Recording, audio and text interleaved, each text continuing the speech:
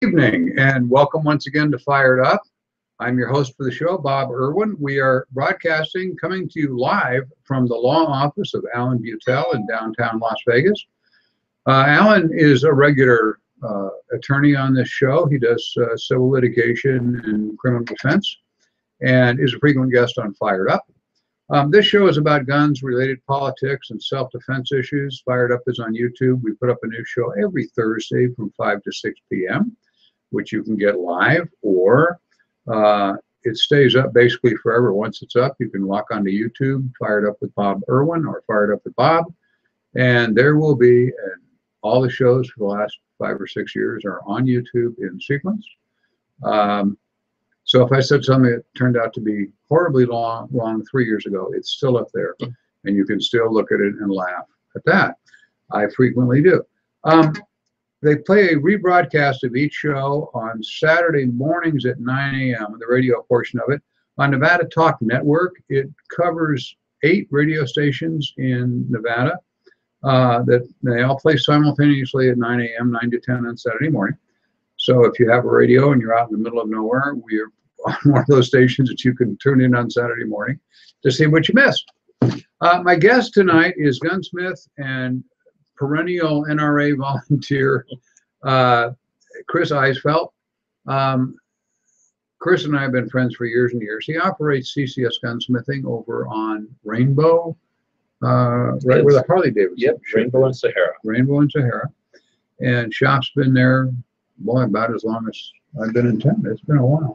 We've been up there in that location going on 18 years, and we were down on 95 and Jones before that for 9 years before that. So. And that little shopping center that you could throw rocks at the back of your store driving by. That was it. They took our store and made drive-in.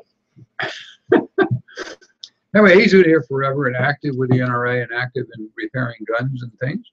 A lot of what we're going to talk about tonight is Chris is the perfect guest because I want to get into a little bit on protecting your Second Amendment rights. And we have now a slurry of legislation being proposed across America, even here in Nevada. It won't go anywhere in Nevada. I'm a little more worried about the federal laws. And for those of you in California, which is about half our listeners, that you're going to get screwed again. Anyway, we're going to talk about Nevada law in general and some federal laws, and I want to just put a little disclaimer that when we talk about gun laws, usually I'm talking about self-defense law, that the law is different in every state, slightly. Federal law is the same wherever you go, which is why I'm more worried about what Congress might do. But because the law says you can't do this in California, or you can do this in California, it doesn't make it legal to do in Wyoming or vice versa. They all have their own state regulations and things. So if you're actively involved in a gun case of some sort involving infringement on your rights or involving a shooting, hopefully not, you need to contact local counsel in the state you live in. Don't listen to the advice on this show because no doubt the law is different where you are. Obviously, what would be a good shooting in Wyoming if someone breaks in your house would not be a good shooting in New York City. And everybody else is somewhere in between those two places. So never the same. Local law prevails. Learn the rules where things happen. And I want to mention, there's a lot of talking in the show. I want to mention something else. Starting 2 weeks from now, on November 2nd, we have agreed with a production company that we're partnering to get fired up on better, more stations and Roku TV and all sorts of things that he operates in. We will stay on YouTube as our main thrust, but coming 2 weeks from now, November 2nd, we will change formats slightly. We're going to go to a half-hour format. So that generally on YouTube and things, they tell me that's what is easier to sell to people that want to see quick things. So we won't do as complicated stories as we do now. And I'll be down generally to one guest because with a half an hour, we don't have time for 2 people to be answering all the questions. Can't have two lawyers on it. If you have two lawyers, it takes a half an hour for them to answer the same question. Anyway, that'll start November 2nd. The details on when the YouTube broadcast time and so forth will be coming up next week. But we are actually actively putting shows together now, and we will start the week of November 2nd, and away we go, and that'll be really cool. What it does, I want to do a little bit more. What it does is it allows us to do all the computer stuff and graphics. If I have Chris on, I can show a video while we're talking on screen of him fixing a gun or yelling at a customer who brought in a stolen gun or whatever. And we can, when I do news stories, we can actually show the video of the incident that's available, the police video or whatever, while we're talking about the show. And it'll make your computer go to split screen and show us on one screen, and then when the video's over, it'll go back to the big screen. And it's got all this computer stuff that I have no idea how to work. Can't work my own cell phone, so that'll be really neat. Quite amazing. So the thrust of today's show is on what we can discern about truthful information about what happened and what is going on. There's several issues I want to discuss with Chris, and one is some truthful information, if we can, on bump fire gun stocks, bump fire machine guns. The anti-gun side's reaction to the murders in Las Vegas, of course, is to outlaw bump fire stocks. I must have done 20 interviews since the event, and I've never fired a bump fire stock. My business was dealing in real machine guns, not pretend guns. But should they be classified? How do they work? You have the floor. Well, the bump fire stock operates off of recoil, and the stock moves back and forth. You have like a false trigger that goes along the one side. So when you put your finger through the trigger, you're not on the trigger of the gun, you're on the trigger of the bump stock.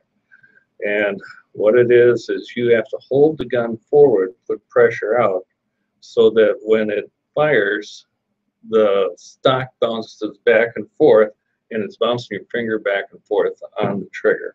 So you hold your finger still. You hold your finger still. The trigger actually runs into your finger and backs off and runs into your finger and backs off. Exactly. So is it full auto? Absolutely not. No, it wouldn't be. Your finger's sitting still. It's moving the gun. Yeah. It's still one shot, one trigger pull is what it is. And do they work? I would have to say that most of them really don't work.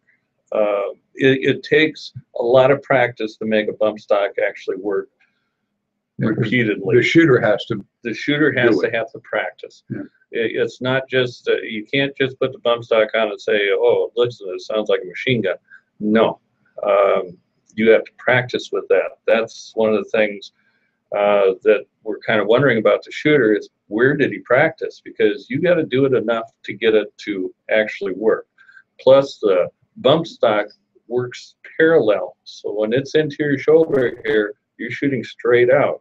This guy would have had to been shooting down at an angle. The recoil may not be enough to actually bump the stock back so that it'll fire the trigger. The other thing that happens is that the gun fires, because these are AR-15s, these are civilian versions, they're not M16s. And if you fire an AR-15 at a high rate of fire, the gun's not made to actually fire at that rate. They will like overrun themselves. The bolt is cycling so fast that you get jams. And so when they said that most of the guns were jammed, oh, I can definitely believe that. That's going to happen. Yeah, I've seen that with converted ARs before. What he's talking about is you get so much speed in the gun that the bolt, if you're familiar with AR-15s or M16s, the bolt carrier hits the breech face as the bolt's locking, but it bounces off the breech face and starts to unlock the bolt just as the round is going off. Big problem with AR-18s, the version that came after AR-15s. So I can see that, because you're not really controlling, with the bump stock, you're not controlling the release of the hammer. Nope. You're simply hitting the trigger. You're hitting the trigger a million times a second. Yep. If you can hold your finger that still.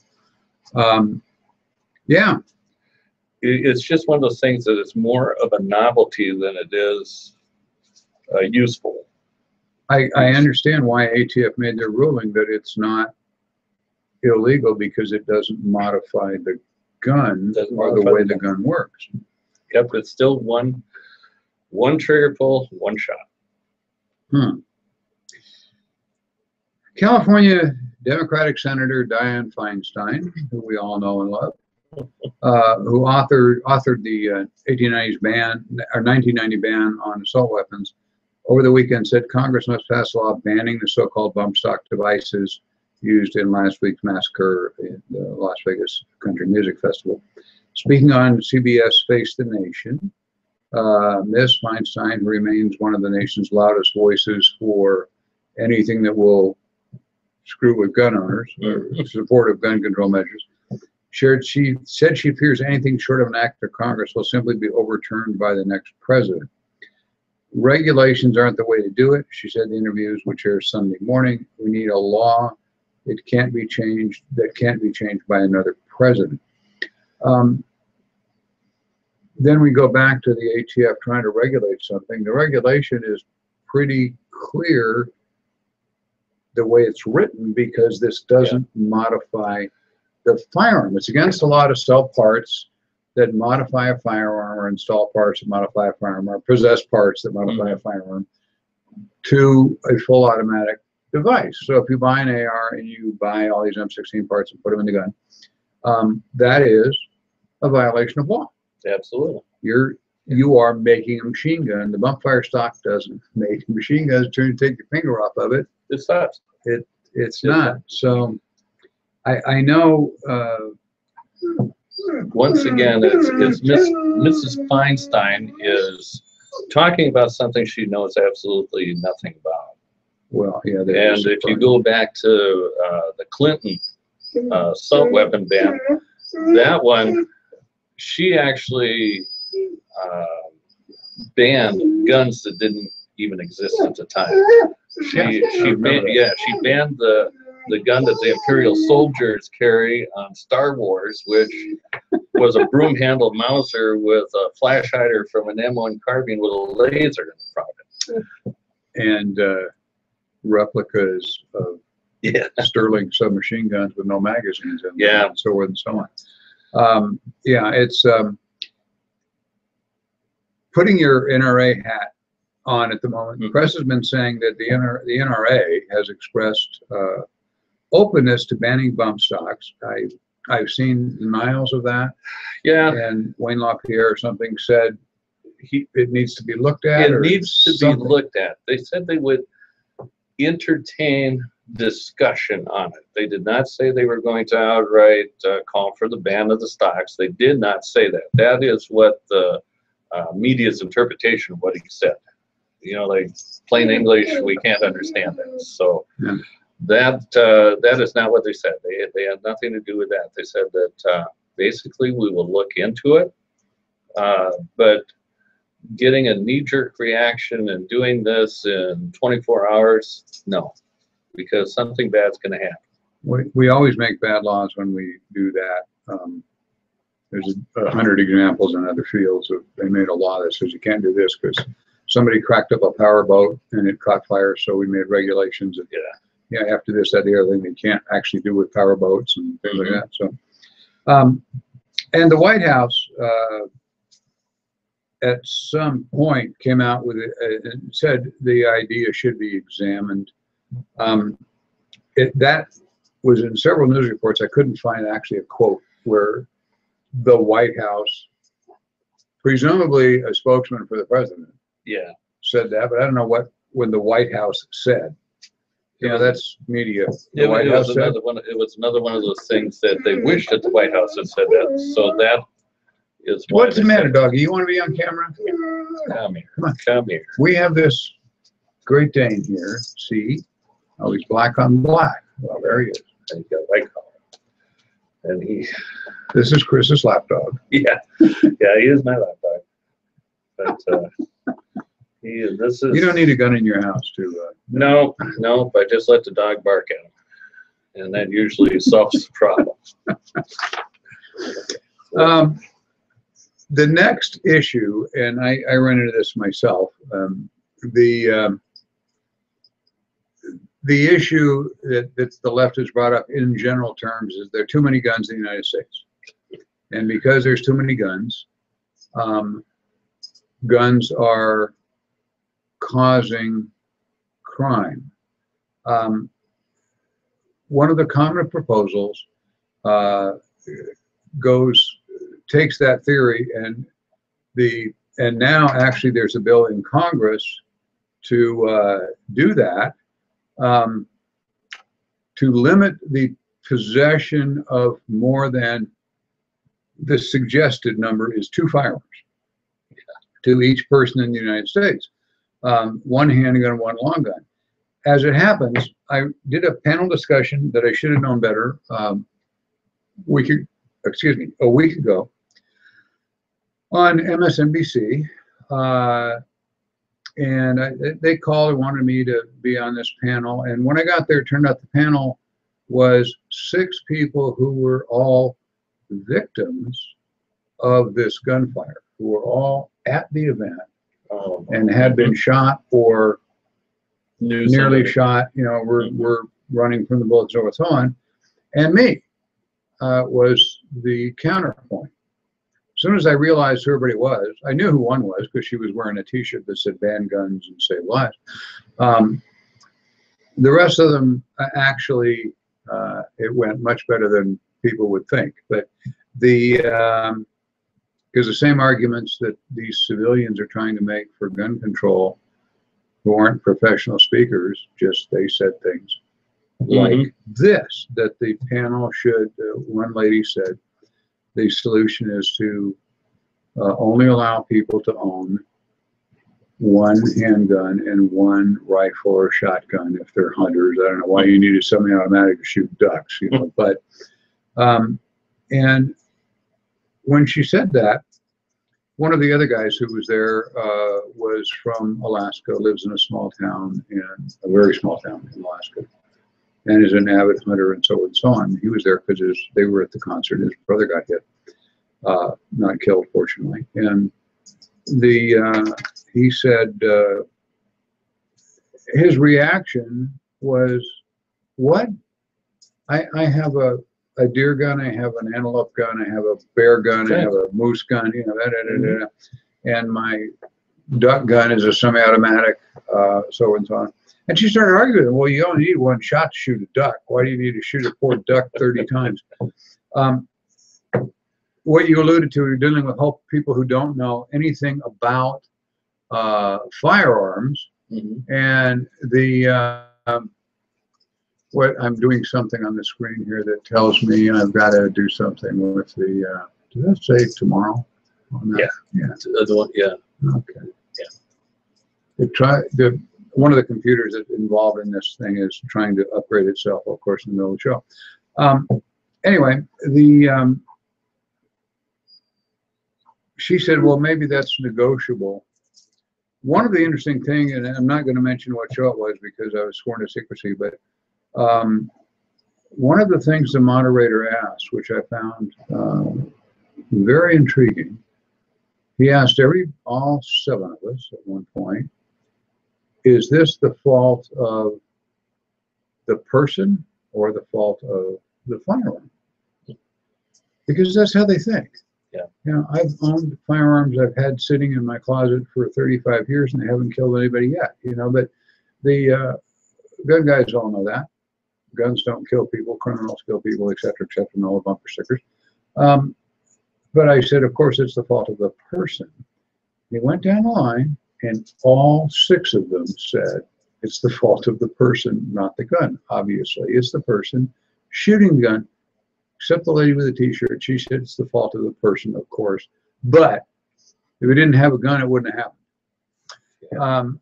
So taking that theory, and they negotiate some type of federal. There's a bill for this in Congress at this moment on the next page. Yeah.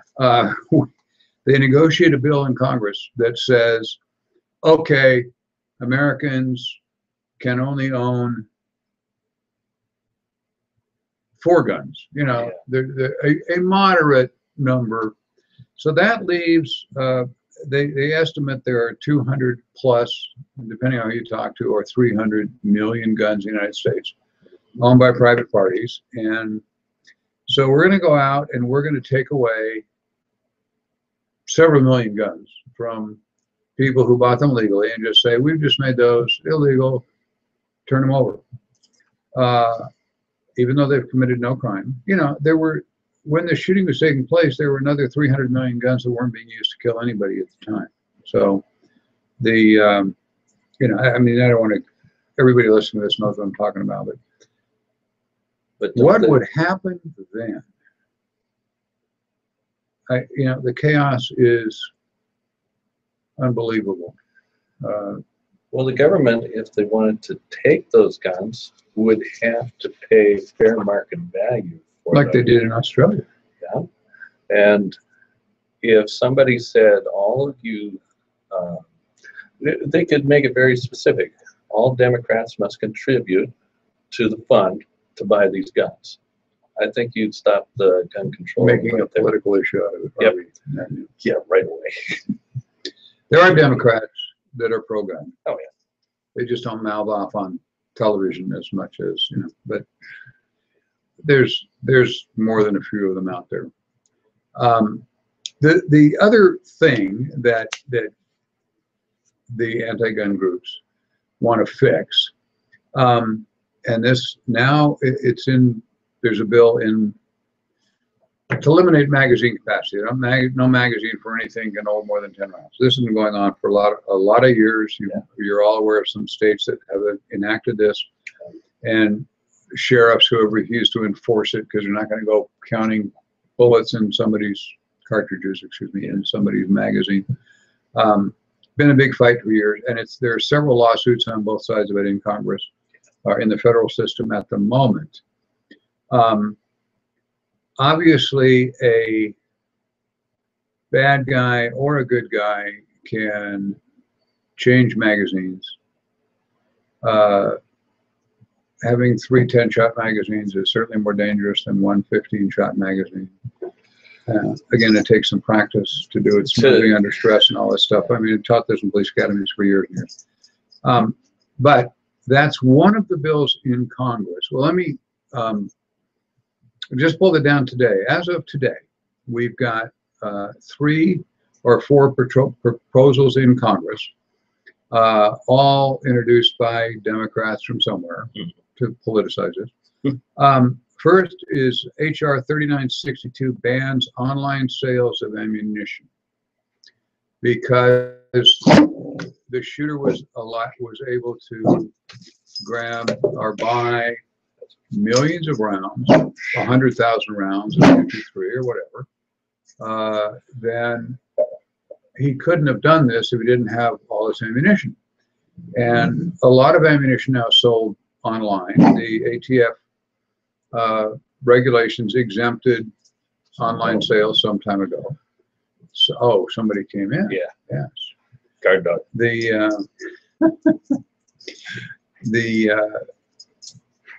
So now ammunition is sold online. It can be shipped, and you have to sign a statement. I'm over 21. I'm over 18, depending on it's rifle or pistol or whatever. That's not where he bought his ammo, as far as we know. A lot of rural areas, there are no gun shops. A lot of real tight urban areas, there are no gun shops. So ammunition can't. Anyway, it would limit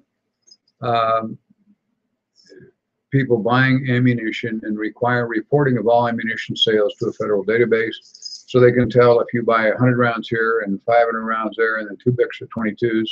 They can add them all together. They can add them all together in Washington, D.C., and the ATF then can come and get you because you bought more than 1,000 rounds of ammunition. You know what the biggest problem is? They've already done this a couple of times before, and they came up with the idea that it didn't work and didn't solve anything. Yeah, it didn't prevent any crime. Yeah. And still the bad guys are breaking into Walmarts and stealing ammunition.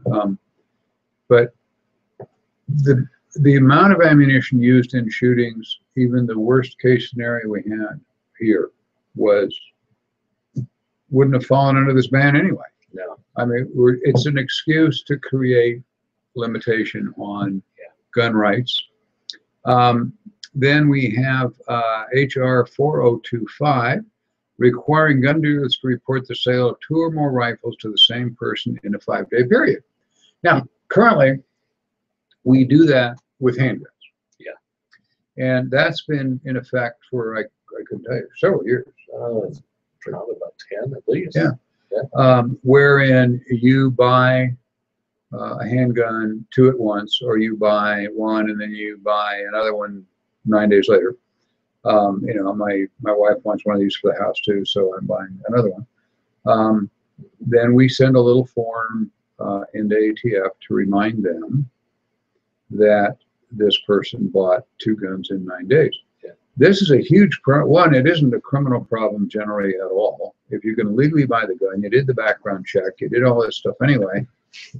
So you have 2 guns. You're John Q. straight citizen. Yeah. But anyway, so we send these forms in, and dealers have been charged under this law when they missed it.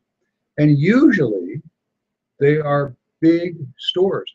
This is one of the reasons Walmart years ago and Sears quit selling handguns. Yeah.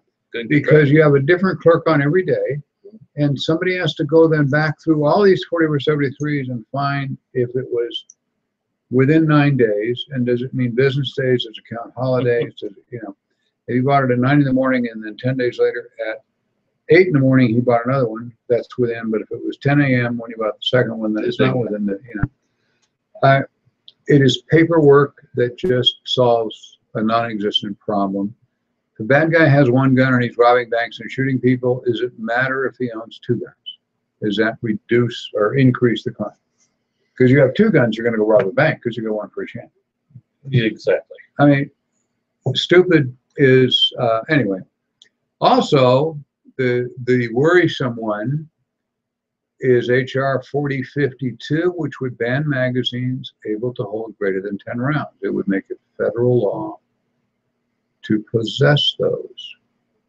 And now again, we have the problem of what do we do with all these people that bought them legally, just like their pistols and here we're dealing with a humongous number of people. Most 9mm sold in normal states come with 2 15-shot magazines anymore. This is California or wherever, but the magazines are really available, what we call standard capacity magazines. What difference does it make if a good guy has 15 shots? This came about back in '94 with the assault weapon ban we had back then. Yeah. We had 10-round magazines. So if you happen to have a 30-round AR-15 magazine, it was grandfathered in. But then how did you tell which one was a grandfathered magazine? Yes, which is why at the gun shows, when the California folks show up, they are buying beat up old 20-year-old AR-15 magazines with their 20-rounders or 30s if they can find them, and they're selling for 4 times the price because you can't prove that it's a post-ban magazine, because it isn't. It was issued in Vietnam in 19 whatever. So so you got a lot of guys that are saving old magazines that are, you know, are useless. You can buy plastic new ones that work like flawless for 10% of the price. Incidentally, the bad guy we're talking about in this Las Vegas shooting had new magazines that were high speed, low drag, plastic. Thanks. That information I think is pretty obvious. I'm not going to get into that because the sheriff was withholding some information on that, but the obvious to anyone who looked at any of the pictures of it were taken inside the room. And the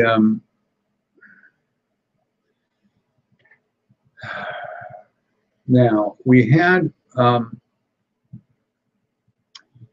the guy that put this in, or woman that put this in, one of them, this last one, is named Bonnie Watson Coleman. She's a Democrat from New Jersey.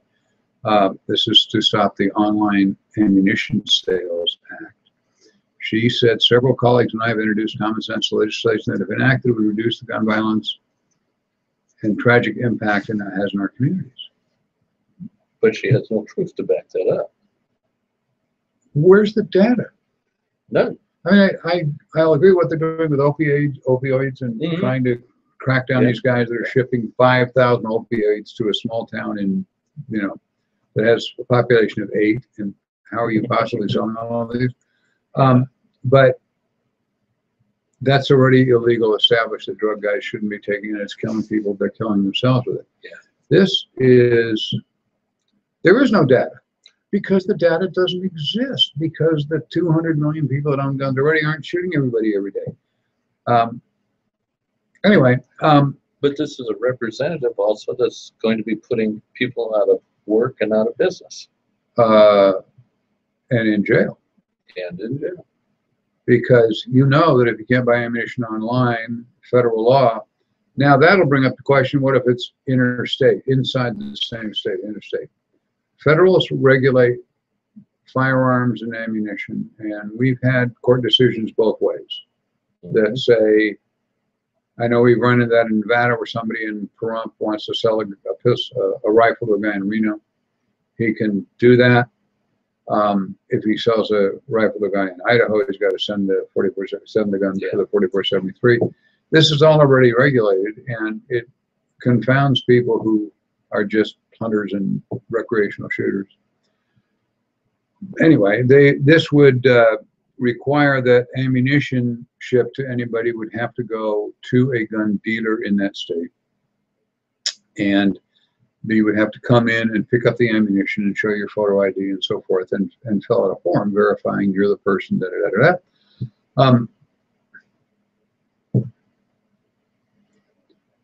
And the dealer gets paid for that. Well, the dealer's going to get paid for it, but if it's coming into a retail store like that, it would be the same as a firearms transfer where it's coming in from online sales. We do all the time. Which now you have to pay sales tax on. And that's the issue. You hit it right on the head. We've been running that in Nevada for some time. When a handgun comes in, or a rifle comes in, I've had this argument with customers. I couldn't tell you how many times where they come in and we say, okay, did you pay sales tax when you bought this gun from the guy in Connecticut? Well, no, it's an online sale. Okay, then I've got to charge you Nevada sales tax. No, you don't. I didn't buy it in Nevada. And I have to explain to him that our tax department, as most tax departments in the country have determined, he didn't get he paid some guy in Connecticut for the ammunition, but he's receiving the ammunition from, or the rifle in this case, from the gun store. It's logged into my book, has to be by federal rules. I can't just give it to the guy. I've got to log it into my acquisition book.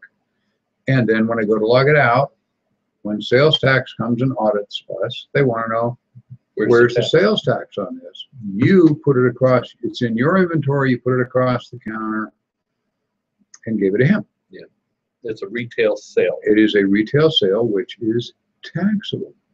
And when this first came up, this has been going on a couple of years, and I got a lot of flack from, and I had sales tax come in and specifically tell me that. So I couldn't do the ignorance of the law routine, which I wouldn't anyway. You try and obey the law, I mean, for Christ's sakes. But they would say, well, if I go over to, well, use an example, if I go over to Kelly's Gun Vault, he doesn't charge sales tax on this. As long as I pay him in cash, it's just there, you know, and I just give him the money. Unfortunately, Kelly is in jail now. There were a lot of other problems, but you know, that's, you're not going to get a gun dealer who, we walk this tightrope of trying to obey the law and stay in business. And the worst thing is the customers don't realize the difference that when they bought a new 4N for their AR-15, it was sent to their house. Yes, you didn't have to pay sales tax on it because it went to a dwelling. So far. They're working on that too. Yeah. But with a firearm, there is a thing that's called a serial number on it. You can't ship it to a private party. You can't ship They it have to to a ship private it to party. dealers, and hence all these people get involved. Yep. And is that a gun we sold for liability purposes? If the guy who now receives the gun that he paid for in Connecticut, and we gave it to him, and he goes out and murders somebody with it, are we the dealer that provided him the gun? Yes. Yes. Yeah. It's a catch-22. You're damned if you do, damned if you don't type. All kind of, I'm not sure they're designed that way, but all kinds of things happen to get gun dealers out of business, basically. Yeah. They're doing it here and there with zoning laws where you can't have a gun shop within, what was it, Seattle just did it, Tacoma, you can't have one within 1,000 feet of any school, church, public gathering place. Las Vegas is the same. And yeah. They looked around whatever town it was, and there's no such place. I think it was Sunnyvale, California, and there's no such place in the city limits of Sunnyvale. And there was a lawsuit over it, and it's still going on. All of this stuff is all, if you keep up with this stuff, if you like reading lawsuits, everything I'm talking about here is subject of lawsuits.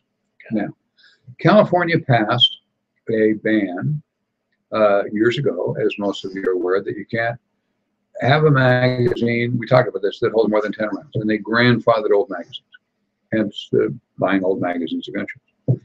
Now, California had a law they passed that said, their legislature, that the governor signed, that said any magazine capable of holding more than 10 rounds is unlawful after July 1st, 2017.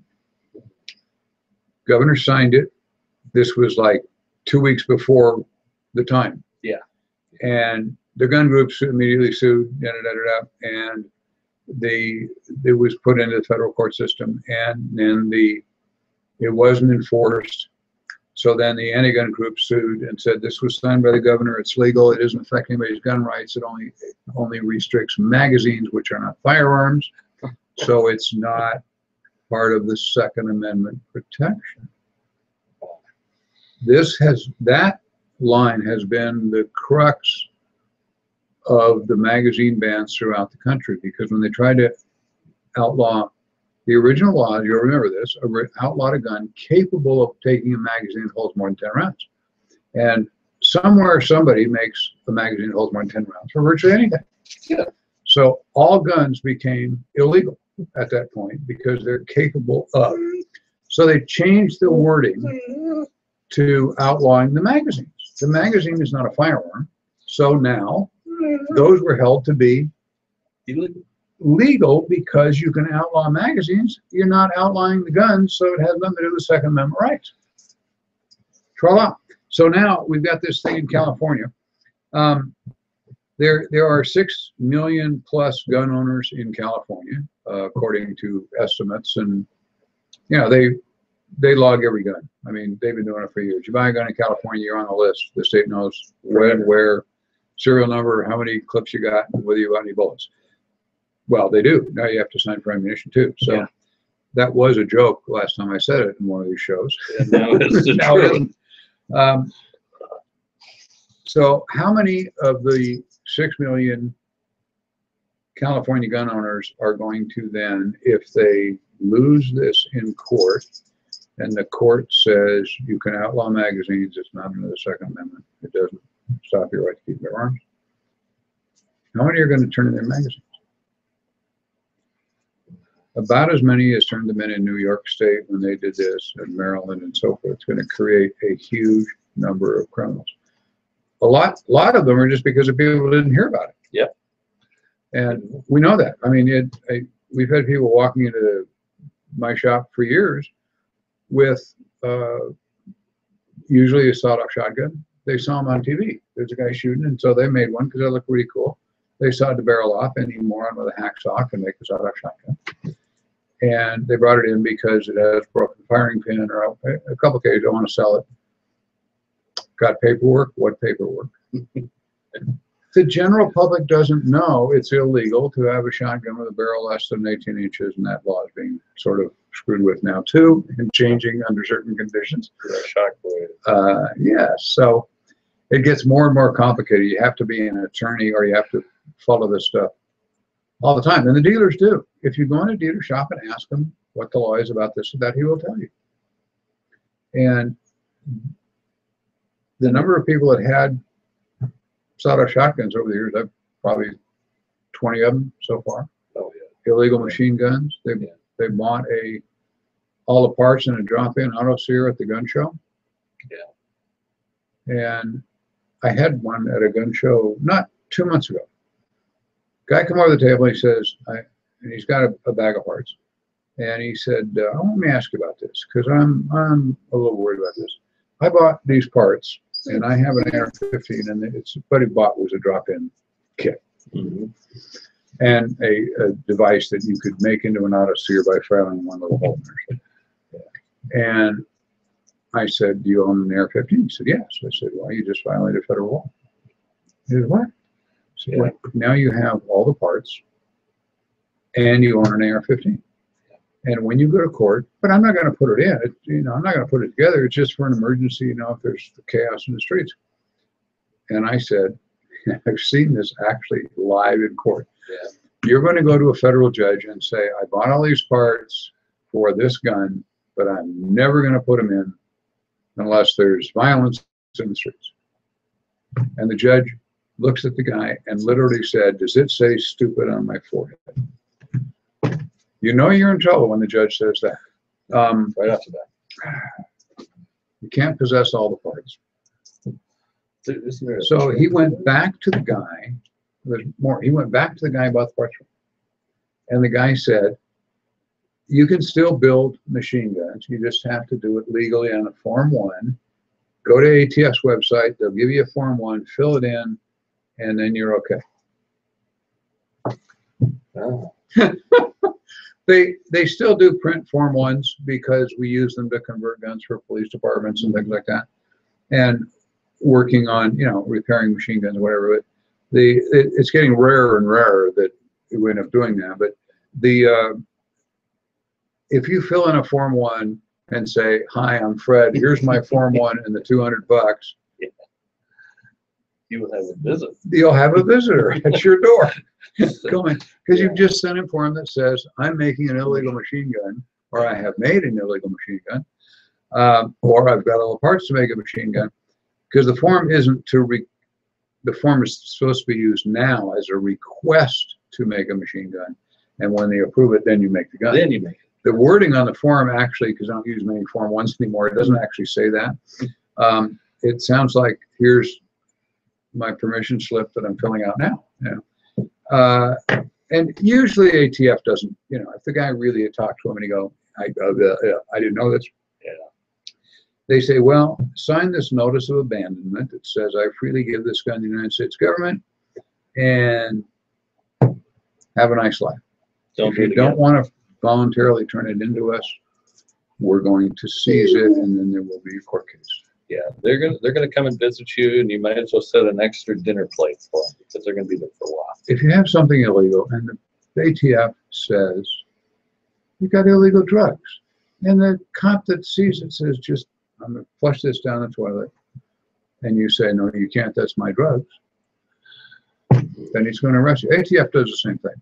Yeah. If it's some stupid thing, it isn't worth the paperwork to charge the crime. So, if they say, you want to turn this into the government, just say, okay, yes. Don't say, I want to talk to my attorney first because I think you're violating my constitutional rights, you jerk.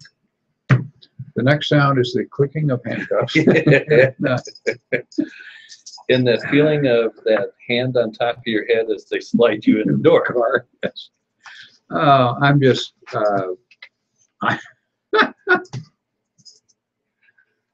anyway, we've got these possibilities between this HR 2045 and 4052 and so forth, that HR 3962, all in the federal system in Congress, have been introduced into Congress. We have an election coming up.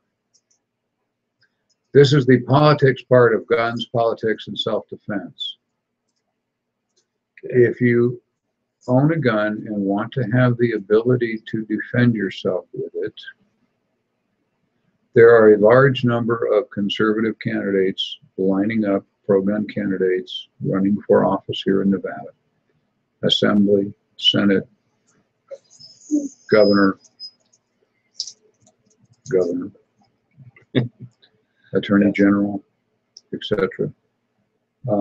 Get to know who's who on the ballot. The election isn't until next year. And I think in the federal system, nobody's actually officially signed up. They have for some of the state offices, they've actually filed for. The federal government, they don't file this early. We will come up with lists on our website as to who we know that we trust with the power to make gun laws. I understand on the conservative side, there's lots and lots and lots of other issues. Here at Fired Up, we're going to try and stay on this one and not get involved in the rest of the stuff. But we will come. I will tell you now, if we don't see Adam Waxall become our governor, we're in gigantic trouble. The guy is true to his beliefs. He's a brilliant attorney and extremely conservative, very pro-gun. Probably owns more guns than me. Yeah, because a lot of us years ago became single issue voters. We looked at what the person thought about the Second Amendment, and if they were a pro-Second Amendment, then they're pro-Constitution. And if they're not pro-Second Amendment and they're not going to stand up for the Second Amendment, they won't stand up for any of them. And they won't. And unfortunately now the electorate is divided among those. And people aren't that way. Because you're pro-gun doesn't mean you're anti-abortion, doesn't mean you're anti-immigrant, and da-da-da-da-da. People don't fall into those neat little things. No. But we are so divided in this country now over these issues. They treat us all like we're there. If you believe in this, you must believe in that, you must believe in that, must believe in that, and so on and so on. And that's not true. There are issues I can see compromises on that don't hurt anybody. But I won't tell you what ones they are because I'll be in trouble. But anyway, I just want to point that out, and I want to remind everybody that Fired Up will be changing November 2nd. A new company is taking over. We actually partnered with them that runs a lot of YouTube shows, and we will go to a half-hour format. Our first shows will air around November 2nd in the new format.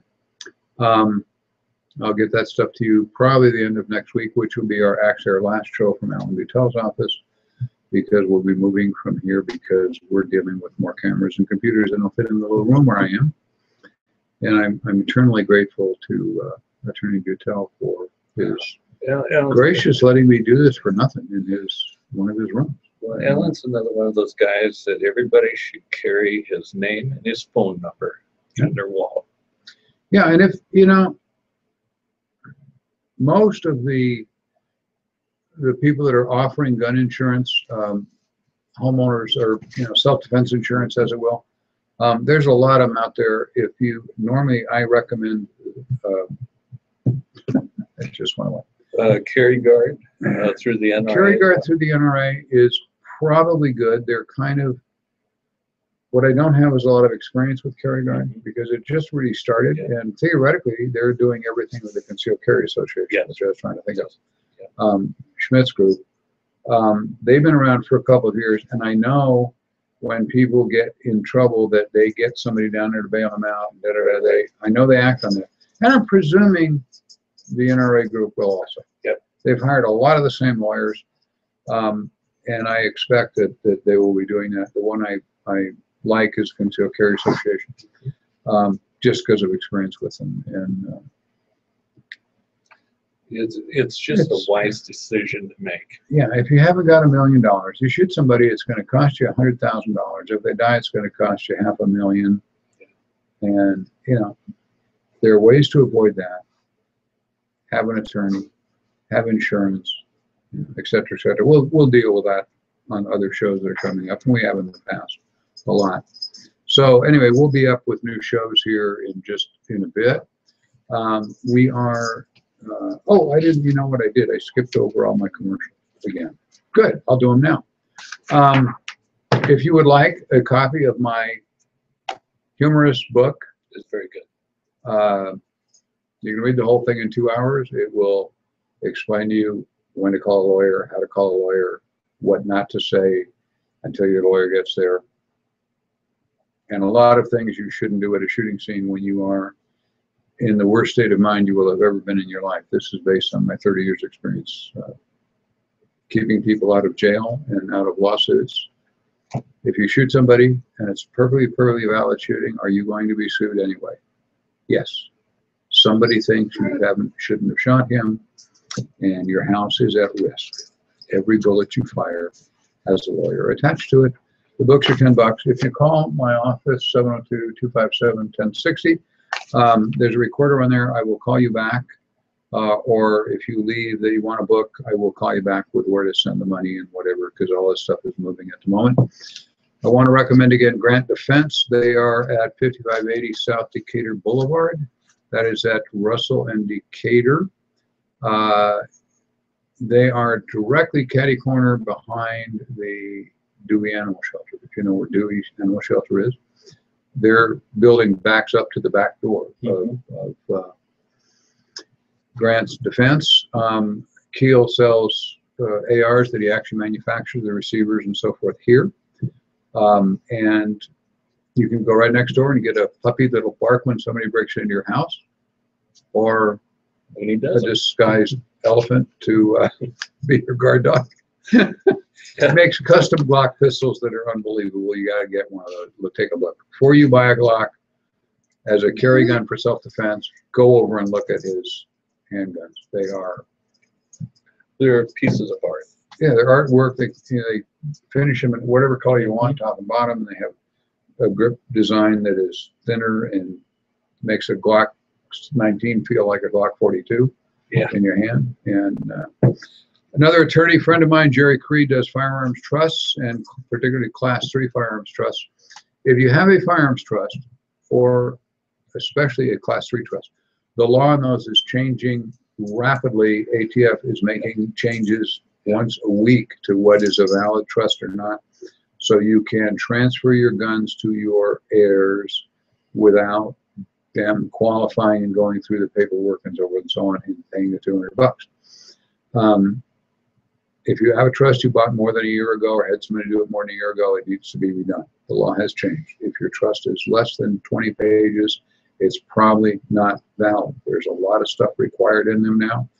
You can reach Jerry Creed at 702-806-7777. His number's on my website somewhere, I believe. If not, I'll get it up there. His office out in Summerlin, free consultations, etc. Training is something you got to do. Find a CCW class, a gun safety class. Maggie Mordaunt is my favorite one. CCW Maggie on the internet. She teaches at the county range and teaches at some of the gun shows, the major gun shows and so forth. She just became a grandmother, did you know? She looks like she's like 30, and she, you know, I sent her an email about Granny's Guns. You know, it should be her new company. Yes. No, I sent her an email today that said that, so I haven't got the splash back yet.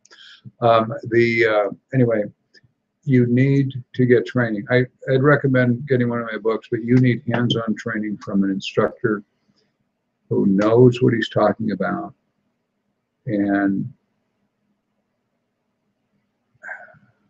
that's not a cowboy. There's a few of them out there. When they start to say, I'm going to show you how to kill people and get away with it as the first thing in class, you need to go to another class. Yep, should walk out. There's still a few hot dogs out there, cowboys, that most of them I've met are pretty articulate and know what they're talking about. If you're out of town, you want to find a class, let me know. I will recommend one for you. wherever you live. And that completes Fired Up this evening, unless you have something else you want to add. Well, I tell you, it's A viewer loves your dog. It has been a great honor to be here with Bob Irwin. Like Bob said, we've known each other for almost 30 years now, I guess. It's getting tough getting old. And, you know, when I started thinking back, I go, man, that was like yesterday, but it was 30 years ago. Yeah, I know my writing partner from Metro is, we're having lunch hopefully tomorrow, and we've gone through that. You know, now he's having surgery on his knees and this. Yeah, we're not nearly as tough as we used to think we were. You know, what was that Toby Keith song? I'm as good once as I ever was. Not quite anymore. Not quite. Anyway, thank you. We'll be here next week with one of my regular guests, Lenny Davis, who's a retired Homeland Security and ICE agent, customs agent. He didn't change agencies. They kept changing the name of it when he was there. And it's anyway, like a promotion. Yeah, it's gets a new badge every 2 years. It says something else on it. He's a terrorism expert. We're going to talk a little bit more, and we have a little more information on the shootings here in Las Vegas also, but about gun training. And most of the stories next week I've set up are related to home invasions and what to do. We're getting lots and lots and lots of those. Now, homes are the soft targets, and some rules to live by. If you have a house and you don't have a gun in it, you need to have a gun in it, even if you don't like guns. Buy a gun, get some training, and tuck it away someplace where you have it, because they're just as likely to kill you as not these days. Yes. Anyway, not a fun thing. A lot of the stuff we're talking about is not fun subjects. Yes. Anyway, we'll be back next week with Lenny. Thank you so much, my man. And thank you. We will next time bring a smaller dog. Yeah? I'm going to put him in the dryer, see if I can shrink him down a little bit. Thank you all for listening. Have a great weekend. Good night.